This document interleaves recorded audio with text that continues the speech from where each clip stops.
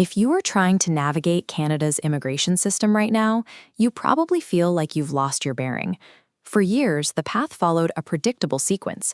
You graduated from a Canadian school, secured a post-graduation work permit, and transitioned into permanent residency. A post-graduation work permit, or PGWP, is an open work visa granted to international students upon completing their studies in Canada. That predictability has evaporated. In 2026, pathways that were considered guaranteed are being restricted or removed without advance warning from the government.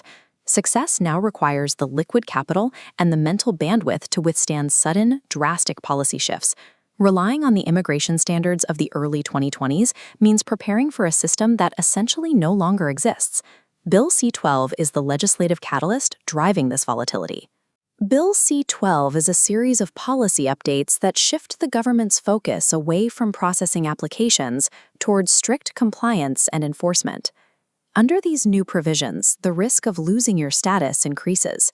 The government is now fast-tracking the removal of candidates who submit weak, incomplete, or technically flawed applications. This chart shows Canada's historical immigration stability. A steady climb from 2015 to 2024 shatters into a volatile zigzag in 2026.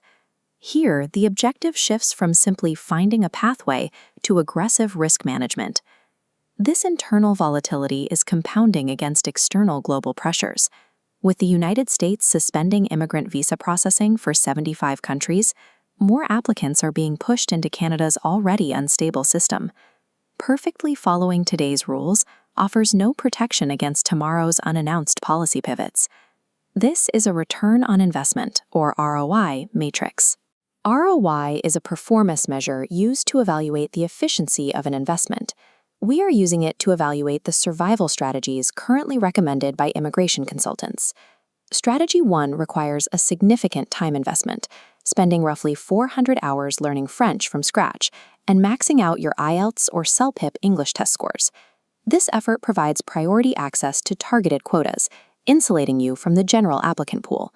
For example, a recent Express Entry draw issued 5,500 invitations exclusively to French-speaking candidates.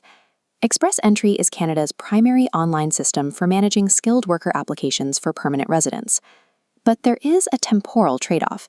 The hundreds of hours required to master a new language is time diverted away from professional networking or your current academic studies. There is also a persistent systemic risk. The government can cap these French language quotas at any time, even the moment you finally achieve fluency. Language mastery is effective, but it functions as a massive, uninsured tax on your limited time. Strategy 2 focuses on hoarding liquid cash to act as a shock absorber for visa emergencies. This buffer must cover sudden scenarios, paying for rapid permit extensions, pivoting to a new academic program, or funding an immediate forced departure. On our matrix, this financial strategy sits in the bottom right quadrant. It requires high effort to build, but only yields moderate impact on your actual application odds. Keeping thousands of dollars liquid carries a severe opportunity cost. It prevents you from investing that money or using it to improve your daily standard of living. This severe financial burden is further intensified by Canada's exceptionally high cost of living and the ongoing national housing crisis. Financial buffering doesn't actively advance your application. It merely buys you expensive time when the bureaucracy fails. Strategy 3 is the mandate of achieving flawless administrative perfection to survive the government's zero-tolerance enforcement. This requires paying recurring $135 consultation fees for professional document reviews and spending hours self-auditing your work hours and visa expiration dates. On our matrix, this defensive strategy lands in the top left quadrant. The daily effort is lower than learning a language, but the impact is absolute. In 2026, even a minor, accidental technical violation provides the government with a bureaucratic excuse for immediate deportation. This creates a psychological toll. Applicants live with the anxiety that a single administrative error can erase years of investment.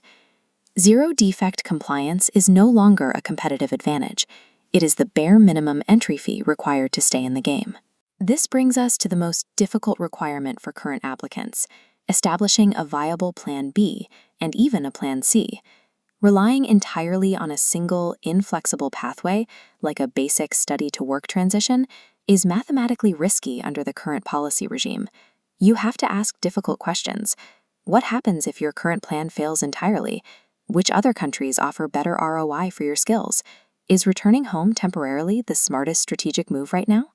Relying on hope leaves you exposed to sudden policy changes.